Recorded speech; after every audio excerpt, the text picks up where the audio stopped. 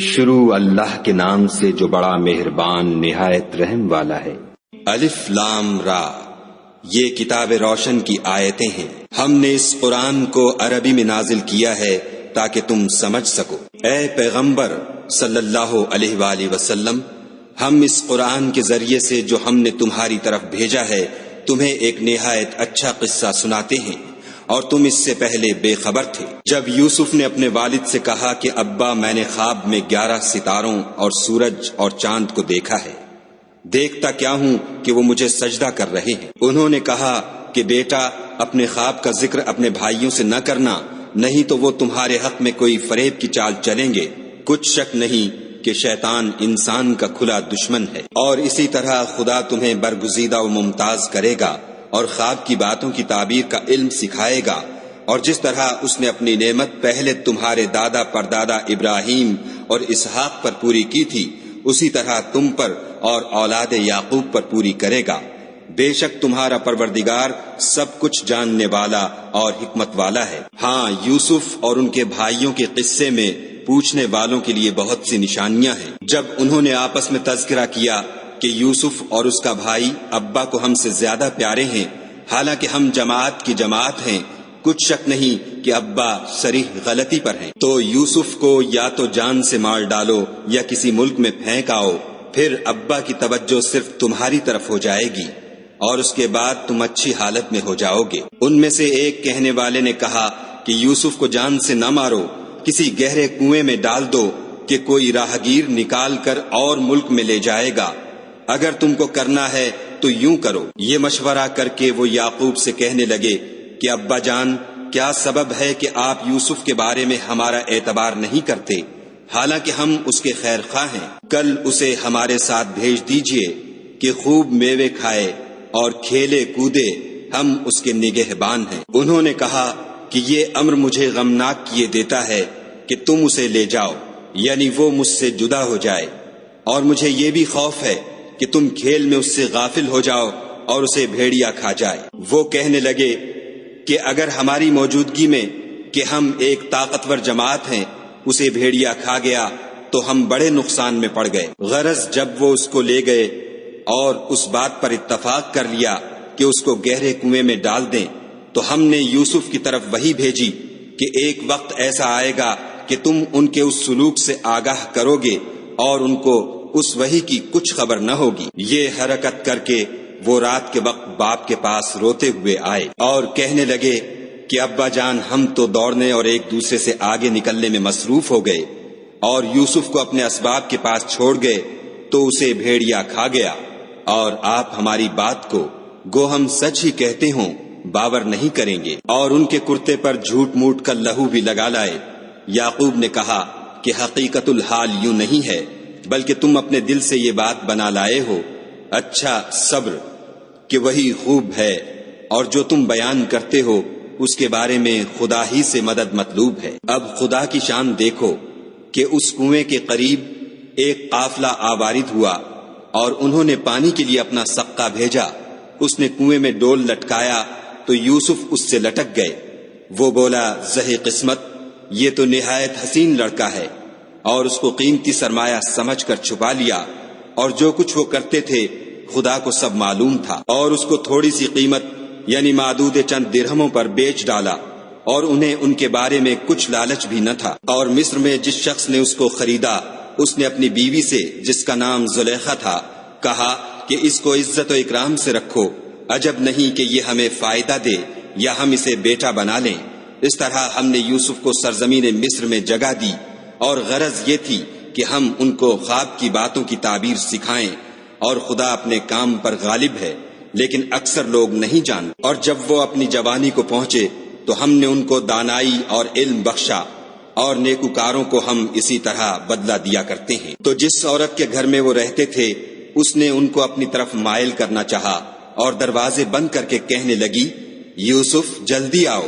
انہوں نے کہا کہ خدا پناہ میں رکھے، وہ یعنی تمہارے میاں تو میرے آقا ہیں، انہوں نے مجھے اچھی طرح سے رکھا ہے، میں ایسا ظلم نہیں کر سکتا، بے شک ظالم لوگ فلاح نہیں پائیں گے۔ اور اس عورت نے ان کا قصد کیا اور انہوں نے اس کا قصد کیا، اگر وہ اپنے پروردگار کی نشانی نہ دیکھتے تو جو ہوتا ہوتا، یوں اس لیے کیا گیا کہ ہم ان سے برائی اور بے حیائی کو روک دیں، بے شک وہ ہمارے خالص بندوں میں سے تھے۔ اور دونوں دروازے کی طرف بھاگے، آگے یوسف، پیچھے زلیخا، اور عورت نے ان کا کرتا پیچھے سے پکڑ کر جو کھینچا تو پھاڑ ڈالا، اور دونوں کو دروازے کے پاس عورت کا خامند مل گیا۔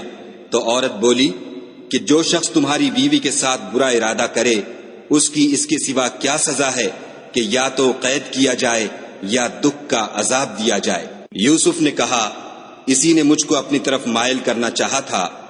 اس کے قبیلے میں سے ایک فیصلہ کرنے والے نے یہ فیصلہ کیا کہ اگر اس کا کرتا آگے سے پھٹا ہو تو یہ سچی اور یوسف جھوٹا ہے، اور اگر کرتا پیچھے سے پھٹا ہو تو یہ جھوٹی اور وہ سچا ہے۔ جب اس کا کرتا دیکھا تو پیچھے سے پھٹا تھا، تب اس نے زلیخا سے کہا کہ یہ تمہارا ہی فریب ہے، اور کچھ شک نہیں کہ تم عورتوں کے فریب بڑے بھاری ہوتے ہیں۔ یوسف، اس بات کا خیال نہ کر، اور زلیخا تو اپنے گناہ کی بخشش مانگ، بے شک خطا تیری ہی ہے۔ اور شہر میں عورتیں گفتگویں کرنے لگیں کہ عزیز کی بیوی اپنے غلام کو اپنی طرف مائل کرنا چاہتی ہے، اور اس کی محبت اس کے دل میں گھر کر گئی ہے، ہم دیکھتی ہیں کہ وہ صریح گمراہی میں ہے۔ جب زلیخا نے ان عورتوں کی گفتگو جو حقیقت میں دیدار یوسف کے لیے ایک چال تھی سنی تو ان کے پاس دعوت کا پیغام بھیجا، اور ان کے لیے ایک محفل مرتب کی، اور پھل تراشنے کے لیے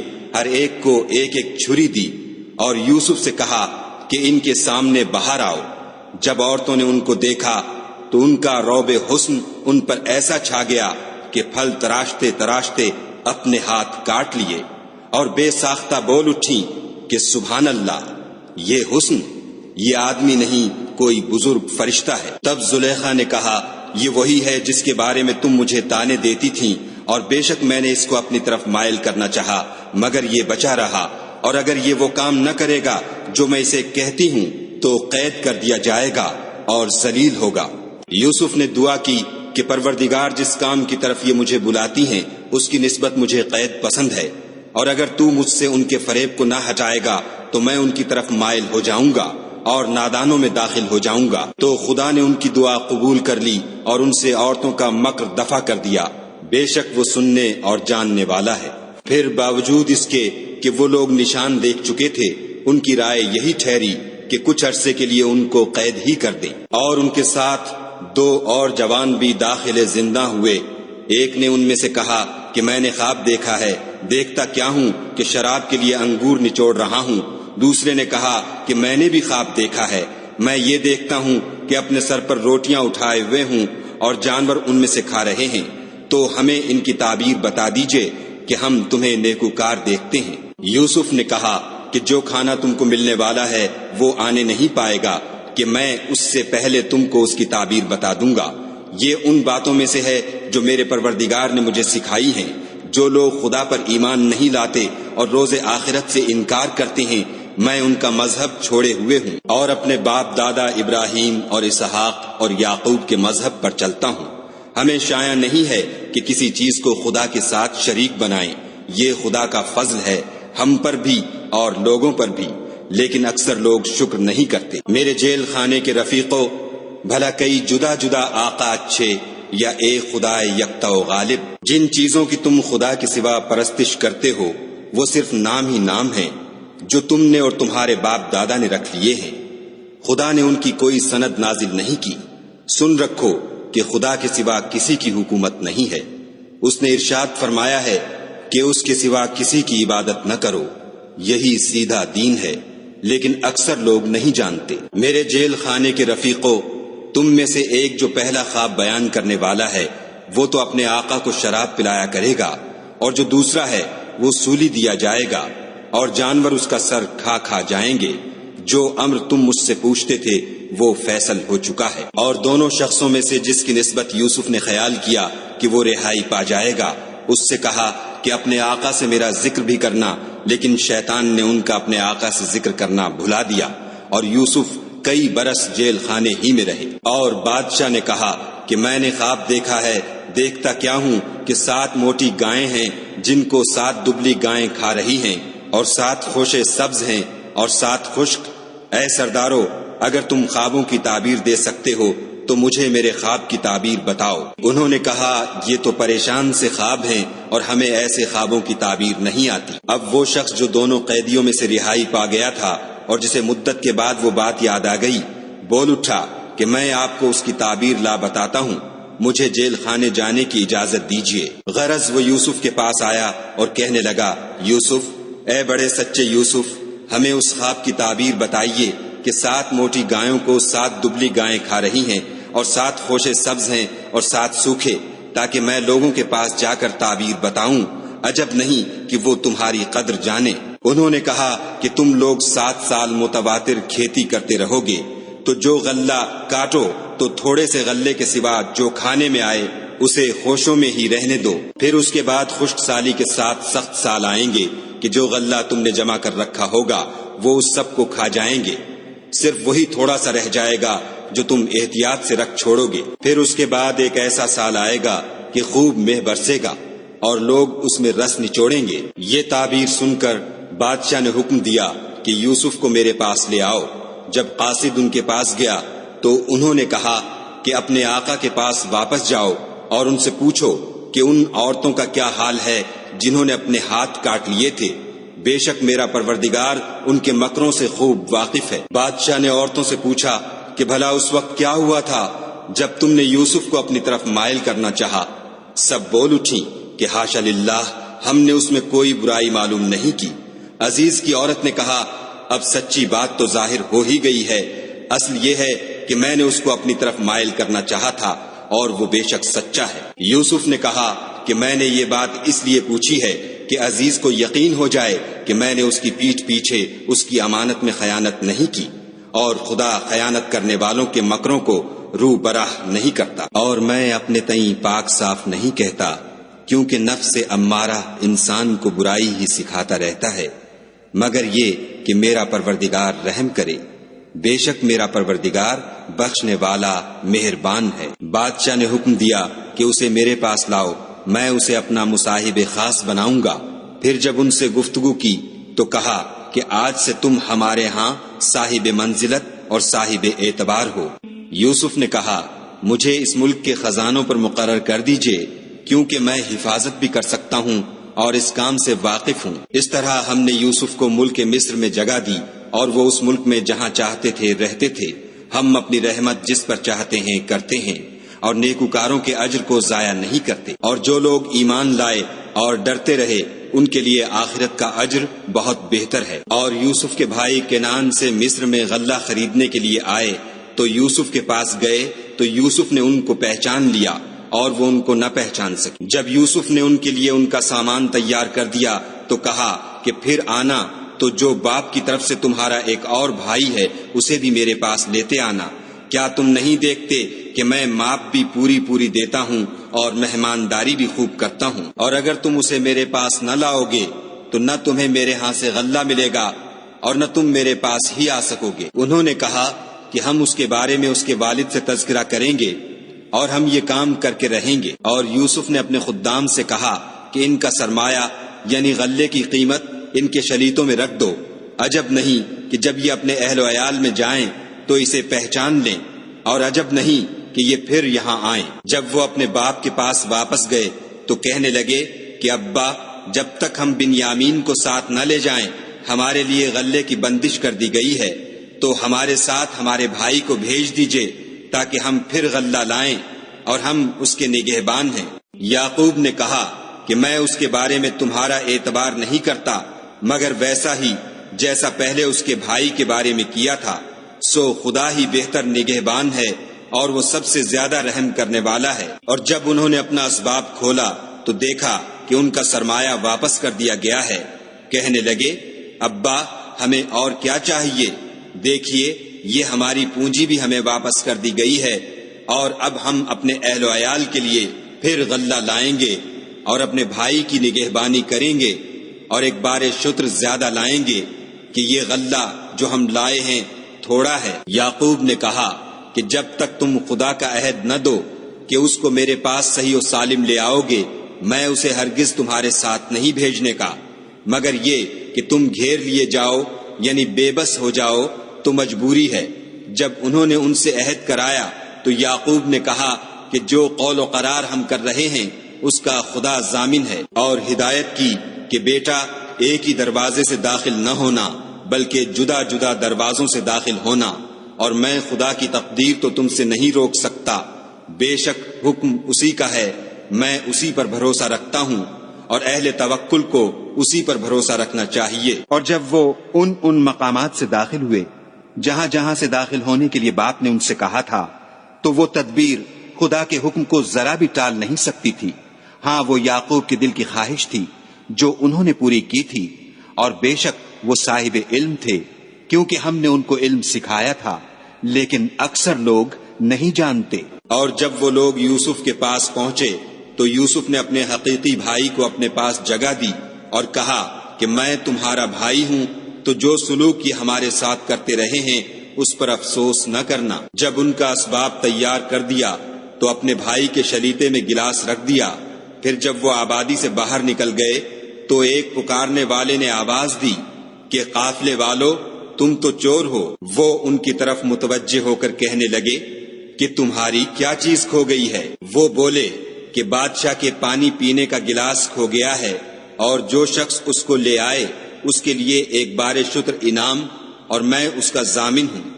وہ کہنے لگے کہ خدا کی قسم، تم کو معلوم ہے کہ ہم اس ملک میں اس لیے نہیں آئے کہ خرابی کریں، اور نہ ہم چوری کیا کرتے ہیں۔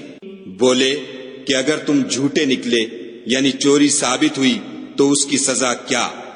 انہوں نے کہا کہ اس کی سزا یہ کہ جس کے شلیتے میں وہ دستیاب ہو وہی اس کا بدل قرار دیا جائے، ہم ظالموں کو یہی سزا دیا کرتے ہیں۔ پھر یوسف نے اپنے بھائی کے شلیتے سے پہلے ان کے شلیتوں کو دیکھنا شروع کیا، پھر اپنے بھائی کے شلیتے میں سے اس کو نکال لیا۔ اس طرح ہم نے یوسف کے لیے تدبیر کی، ورنہ بادشاہ کے قانون کے مطابق وہ مشیت خدا کے سوا اپنے بھائی کو لے نہیں سکتے تھے۔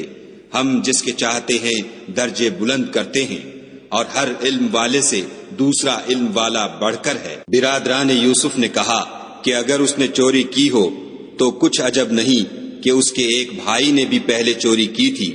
یوسف نے اس بات کو اپنے دل میں مخفی رکھا اور ان پر ظاہر نہ ہونے دیا، اور کہا کہ تم بڑے بدقماش ہو، اور جو تم بیان کرتے ہو خدا اسے خوب جانتا ہے۔ وہ کہنے لگے کہ اے عزیز، اس کے والد بہت بوڑھے ہیں اور اس سے بہت محبت رکھتے ہیں، تو اس کو چھوڑ دیجئے اور اس کی جگہ ہم میں سے کسی کو رکھ لیجئے، ہم دیکھتے ہیں کہ آپ احسان کرنے والے ہیں۔ یوسف نے کہا کہ خدا پناہ میں رکھے کہ جس شخص کے پاس ہم نے اپنی چیز پائی ہے اس کے سوا کسی اور کو پکڑ لیں، ایسا کریں تو ہم بڑے بے انصاف ہیں۔ جب وہ اس سے نا امید ہو گئے تو الگ ہو کر صلاح کرنے لگے۔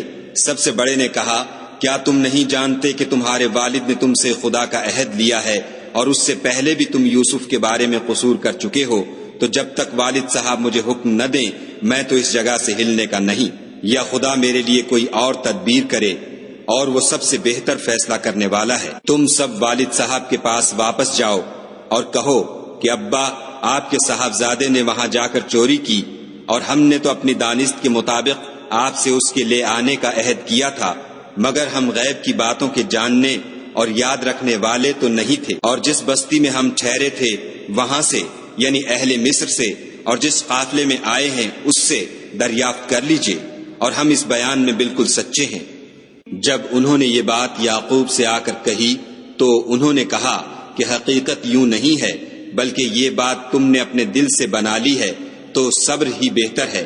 عجب نہیں کہ خدا ان سب کو میرے پاس لے آئے، بے شک وہ دانا اور حکمت والا ہے۔ پھر ان کے پاس سے چلے گئے اور کہنے لگے کہ ہائے افسوس یوسف، ہائے افسوس، اور رنج و الم میں ان کی آنکھیں سفید ہو گئیں اور ان کا دل غم سے بھر رہا تھا۔ بیٹے کہنے لگے کہ واللہ اگر آپ یوسف کو اسی طرح یاد ہی کرتے رہیں گے تو یا تو بیمار ہو جائیں گے یا جان ہی دے دیں گے۔ انہوں نے کہا کہ میں تو اپنے غم و اندھوں کا اظہار خدا سے کرتا ہوں، اور خدا کی طرف سے وہ باتیں جانتا ہوں جو تم نہیں جانتے۔ بیٹا یوں کرو کہ ایک دفعہ پھر جاؤ اور یوسف اور اس کے بھائی کو تلاش کرو، اور خدا کی رحمت سے نا امید نہ ہو کہ خدا کی رحمت سے بے ایمان لوگ نا امید ہوا کرتے ہیں۔ جب وہ یوسف کے پاس گئے تو کہنے لگے کہ عزیز، ہمیں اور ہمارے اہل و عیال کو بڑی تکلیف ہو رہی ہے اور ہم تھوڑا سا سرمایہ لائے ہیں، آپ ہمیں اس کے عوض پورا غلہ دیجیے اور خیرات کیجیے کہ خدا خیرات کرنے والوں کو ثواب دیتا ہے۔ یوسف نے کہا،